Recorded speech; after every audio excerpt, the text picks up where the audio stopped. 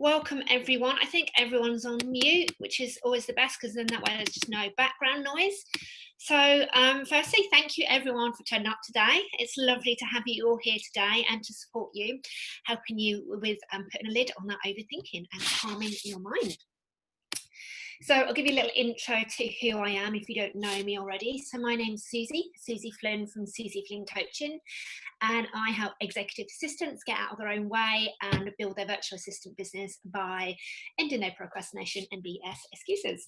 So the topic for today is how to put the lid on overthinking and free your mind. So let me first talk about, I've got some notes here as well, so if I do look down, it's just because I want to remember all the points I want to discuss. So if I look away, that's just the reason why. So I want to talk about, why do we overthink? Now, the brain actually doesn't like uncertainty, it likes certainty. So when we get into that loop of overthinking, what the brain is actually trying to do is it's trying to find certainty, it's trying to find the answers. But as a result of that, what can then happen if we get into too much overthinking? It can cause stress, it can cause anxiety, it can cause overwhelm. And yeah, I mentioned anxiety, didn't I? It creates, effectively our emotions create dis-ease, discomfort in our body. It can basically affect our overall happiness. We don't see the opportunities which are in front of us, and we can stay stuck and not actually follow our dreams because we kind of become paralyzed by that loop of thoughts. So I want to share with you some tips and tools which I use within my coaching business, which I use for myself to help me when I kind of get into that spiral, which I know that we all do, that spiral of that story, that overthinking. Now, the brain always focuses on the negative because what it wants to do is it wants to keep us safe. So overthinking is about what could go wrong, thinking about what's gone wrong in the past or what might go wrong in the future.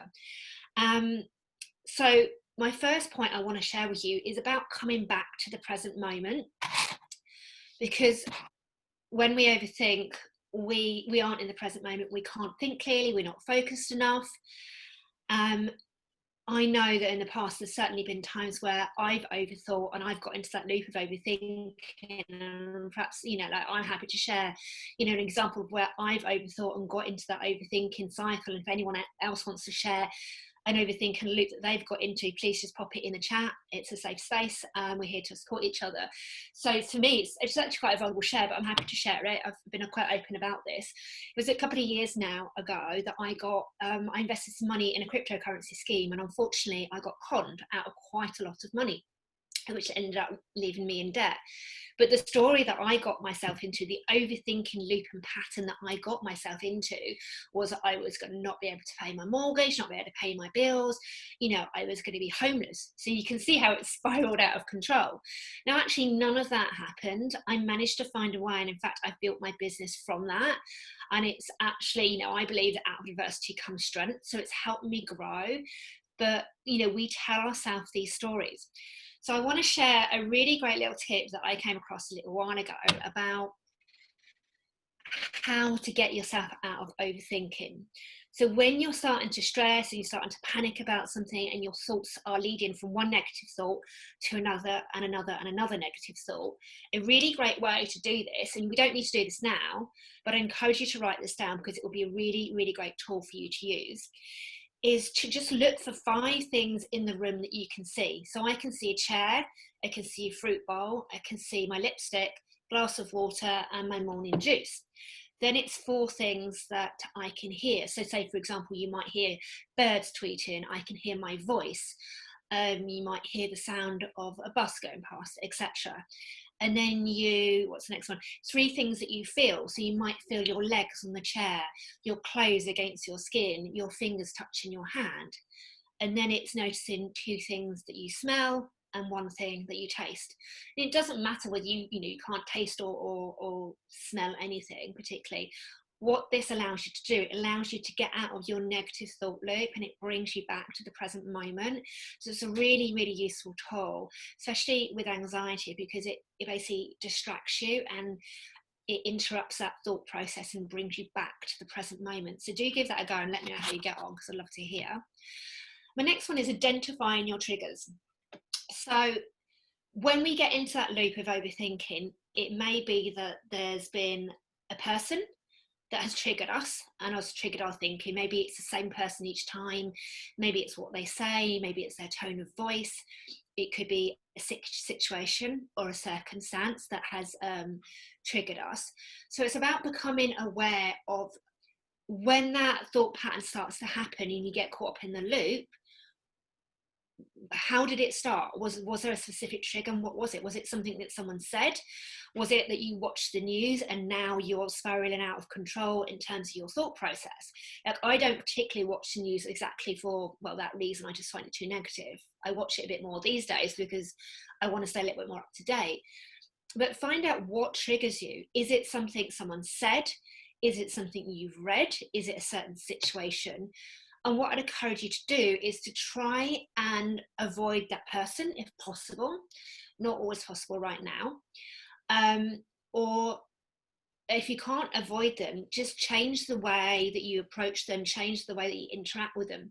So, for example, I've got a friend, and he's a lovely, lovely friend, and he means the best. But when I share what's coming up for me in my business and the progress that I'm making, I always feel that he's a little bit negative. He's probably more of a realist and I'm more of an optimist, and for me that kind of triggers me a little bit and gets me into overthinking. So with this friend, I tend to share other things with him and less about my business. He's still a great friend, he's still really supportive, but it's knowing what to share with who. So just recognize what is triggering you. So it's about having that awareness of when the thoughts come up and what is it that triggered you. So creating that connection, having that awareness. So that's a really useful one. Another thing is to ask, like, is this thought serving you? This is something that I've started doing that my coach has taught me, and I'm doing a lot more now, which really helps. Again, notice when you're getting into a pattern of overthinking and just ask yourself, is this thought serving me? And like, most of the time it'll be a no. And if it's not, just accept that it's not serving you. Or what you can also do is you can send that command to your brain and just go stop, or this isn't useful, or talk to the hand. Once you recognize that loop, that internal story, and then you can ask, is this thought serving me? No. And then what we want to do is we want to replace it with a more positive thought.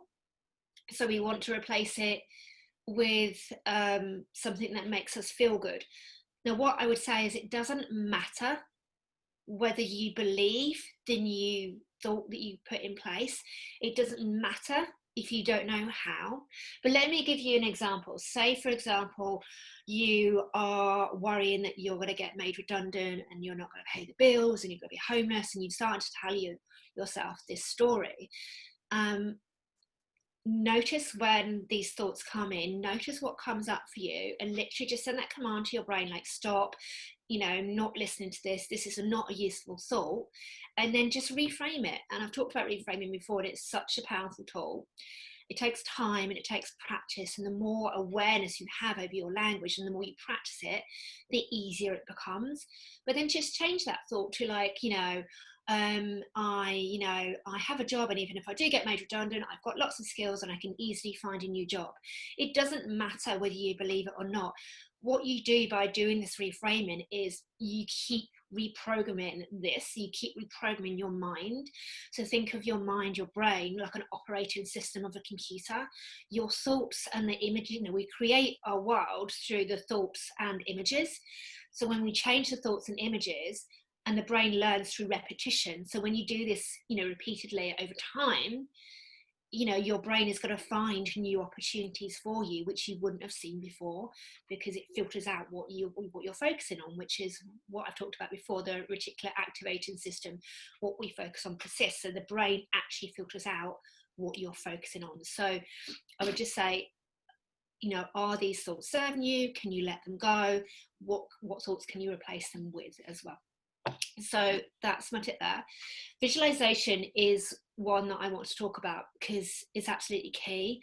Who here does visualization as part of their morning routine, throughout the day at all? Does anyone do visualization? Pop in the comments if you do.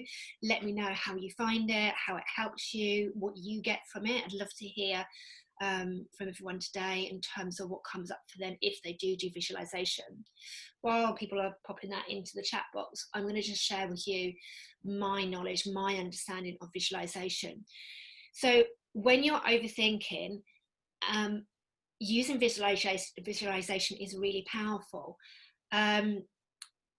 because it allows you to go from where your thoughts are to a different place.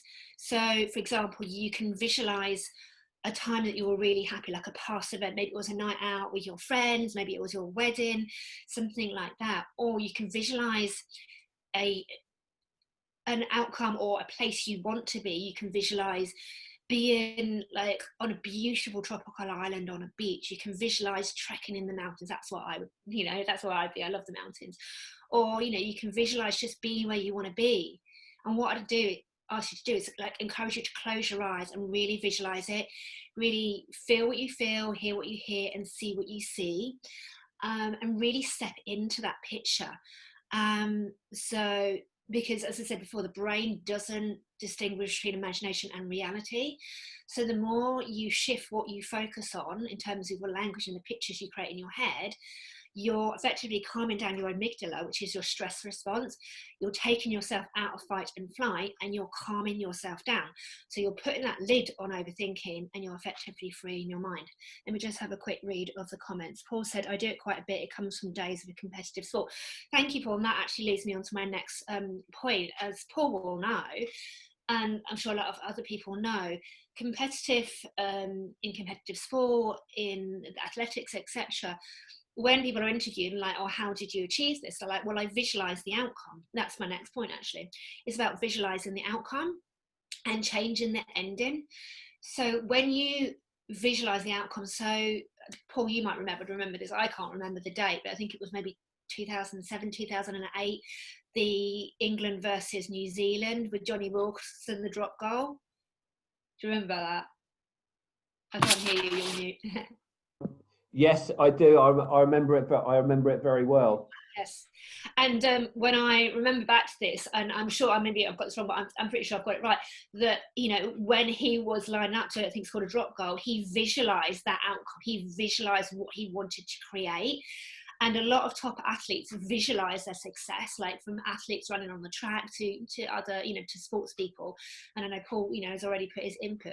So when you change your ending with visualization, again, as I said, it calms down your brain, it calms down your nervous system. You can actually approach a situation with a much calmer mindset, and you can come from a much calmer place. And when you're feeling calmer, you can take different actions, you've got more focus, you've got more clarity. I'm just going to read the other comments.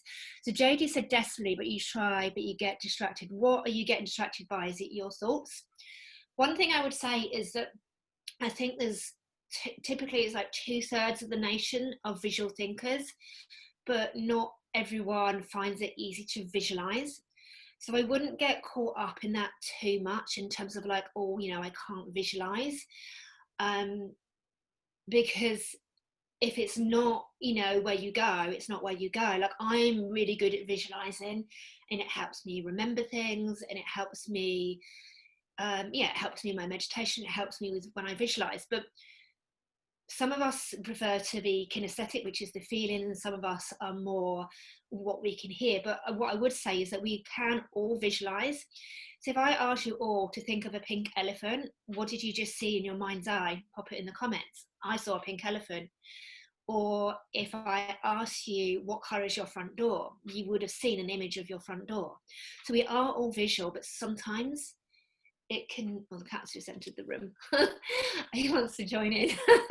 He'll appear in a minute. Bless him, he does like to join in lives and videos. So we are visual creatures, but sometimes our preference, it's called modality. So we have the modalities of, hello darling, that's my cat I'm talking to, by the way, not you. So we have what's called modality, so effectively our senses, and the three top ones are Blue, please don't. Sorry, I'm trying to make sure the cat doesn't join us. So it's visual, auditory, and kinesthetic. As I said, kinesthetic is that feeling, like not necessarily, it can be feeling feeling a fabric, feeling some canvas, or it can be a feeling internally inside of you. So if you're struggling with visualization, don't get too caught up in it has to be an image. If you feel that, it's a sense that you feel more, get into what you want to feel, or get into what you want to hear, or get into, what you want to visualize. So that's what I just say if you do get distracted. Let me just read some more comments because we have got time. Rachel Henry said, I haven't before, but like to give it a go. Yeah, do Rachel. And, it doesn't have to be for hours. It can be anything from 2 minutes or 10 minutes. You can choose how much time, but if you practice more and more visualization, again, as I said, you're sending that message to the brain is this is what I want to create as my reality, and then your mind will find ways to find those opportunities. Have you ever found that, like, you start thinking about something like, oh, I want to buy a new car, and then suddenly you see the car all the time? That's because that's what you've been focusing on. So Ollie said, absolutely, so effective. It always puts me in a positive state of mind. Exactly. It's really great, isn't it? And I use visualization as part of my meditation in the morning. So Mimi says, I list 3 things I'm grateful for. I write them down every morning, and this is the way that I can visualize things that make me positive and happy. Yeah, exactly. And that's another way that you can visualize. You can choose what you want, get clear on your goals. Mimi's choosing 3 things that she's grateful for, and then she's visualizing. Great. So Jenny said, I'm with Jodie. I try but get distracted and it doesn't last long. Would love to get it. It takes time, practice it. And if you find that you're not visual, perhaps step into the kinesthetic feeling a bit more, or step into, what you hear. Just be aware of what comes up in terms of what is your strongest modality. Jodie said, mind talk and overthinking. I know it works, I've had success with it, but the majority of the time my brain is all over the place. You know what, Jodie, that's a really interesting thing to say and share, and thank you. When I first started meditation years ago, I came across a guy called John Kabat, Kabat, Zinn, Zinn. And he does mindfulness meditation. And mainly it's silent, but what he does say when he does come in is your mind will drift. It will keep drifting or drift 1,000 times, and that's okay.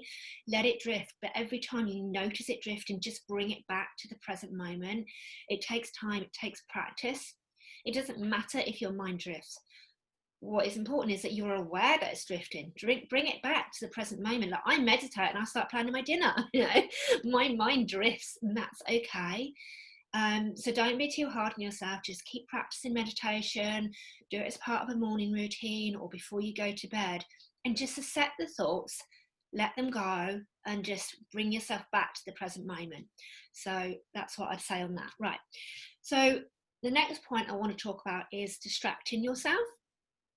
So I'm looking at the cat. I just don't want him to walk across the computer. So distracting yourself, like the cat is distracting me right now. So when we get caught up in that internal loop, the overthinking, it's very easy for ourselves to stay stuck in that loop. But one of the ways that we can take ourselves out of that internal loop of overthinking is to distract ourselves, literally to change our focus. And it could be anything from putting a film on Netflix, listening to a podcast, reading, a book, going for a walk, because you're starting to focus on different things. You maybe start to look at, the flowers which have bloomed in your neighbour's garden, or you're looking at the cat next door. Your mind is starting to shift. And again, like things like when we go to the gym, that's slightly different because we can't go to the gym right now, but we can do exercise, but it produces endorphins and it makes us happy and it shifts our focus. So think about different things that you could do to distract yourself. Maybe you can phone a friend and listen to your friend and support them with what's happening in their life, which will, help you distract you from your own problems. You can, as I said, change your environment. But whatever you do, instead of just sitting on the same spot, focusing on all your problems, you can start to focus on different things. So, Rav, what have you said? How to make your mind silent in order to focus on visualization? I find my mind is noisy. I think it goes back to what I said before, Rav. My mind is noisy, and I'm going to share my next point that I'm going to share with you, I think is going to be quite relevant, particularly if people are having trouble sleeping. My mind is very active. I've always got something on the go. I'm an entrepreneur. Paul relate to this. There's always like, you've got another idea you want to run with. So my last point I want to talk about, and hopefully this will help. And what I will say is like, pick out what works for you. Like visualization may not be the thing that is your preference. Maybe you find that you want to identify your triggers, or you want to distract yourself, but find what works for you. There is no right or wrong. So the last one is journaling. And I have to say, I had huge resistance around journaling. I would make excuses. It's like, it's boring, it's time consuming, I don't like my writing, it's quicker to type on the computer. But recently I got more into journaling. And I used to do it in the morning as part of my morning routine, but what I'm now doing is doing it in the evening. And boy, does it help. Because at the end of the day, we have thousands and thousands of thoughts throughout the day. And at the end of the day, we're going to bed and we need to process what's happened during the day. And if you are anything like me, like when my head hits the pillow, for me, I start planning my next day. I start processing what's gone on that day. It's still in my head. So I have a journal, and I just brain dump everything that's come up for me, things that have triggered me, things that have upset me, what's gone well, my wins, my challenges, everything. There are different ways that you can journal, and I'll talk about that in a moment. But for me, what I find works is just to write down everything that has come up for me during the day, but particularly anything that's troubled me. Like last night, I was writing about something that had bothered me, and I knew if I didn't write it down, it would play through my mind before I went to sleep, which means that it would take me longer to get to sleep. So that's the way that I journal. I journal about what's come up during the day. People do different things, and please, if you do journal, please share in the comments if you journal, how you find it, do you have resistance to it, what's your style of journaling. Other ways you can journal are you can journal on the 3 things that you're grateful for, or a win that you've had, or a challenge that you've had. You can journal around those things. You can ask yourself questions, and then you can journal the answers. The other thing that you can do is you can literally just free flow. When I say free flow, what I mean is literally don't censor what you write down. Grab your pen, grab your notepad, and literally write the first thing that comes into your head. Don't stop to think, don't stop to censor, just keep writing. It's almost like automatic writing, and just allow your subconscious mind to just get out and get those thoughts out on paper and just see what flows. And it's sometimes quite surprising what comes out. And then once you finish writing, you can then just review it or read it back, and you can it can teach you things. It can show you stuff that perhaps you hadn't been aware that you actually been thinking. So I find it really, really useful, and it's a really good way to get out of overthinking, to process our thoughts. So Rachel has said, I have a bullet journal. Yeah, I'm interested in that, where I also brain dump every night, and then also create a sort of to-do list for the following day, which help organise my thoughts before bed, and I feel in a better position come in the morning. Yeah, exactly. It's a perfect example, Rachel, isn't it, of how when we get out what's in our head, all these thousands of thoughts which are flying around in our head, if we don't process them, then we don't get them out of our head, and they just stay there. It's like clutter, like it's internal clutter in our head. So those are the things that I want to share with you today. As I say, take away from it what works for you, test it out, find out what you prefer. Like some people just won't do journaling ever, and some people will prefer visualization. So it's whatever works for you. Just to wrap up, just to say, if you do want to connect with me, then just feel free to send me a connection request on LinkedIn. I accept all connection requests. There's no need to send a message, so just send me a connection request, and then just pop me a message if you want to find out more about what I do and how I can help. But other than that, over to Paul, and if anyone's got any questions, then please either pop them in the chat, or if anyone wants to come off mute, and they can come on camera and they can ask me any questions. But I hope that was useful, and hopefully I've answered some of your questions and helped you find a way to put the lid on overthinking so you can feel more calm. Thank you. As always, Susie, I thought that was fantastic. There was lots of things to take away from there, and I like the facts of what you say. Pick one or two things. What necessarily works for one person doesn't necessarily work for another. So it's nice to have a kind of selection of things to think about.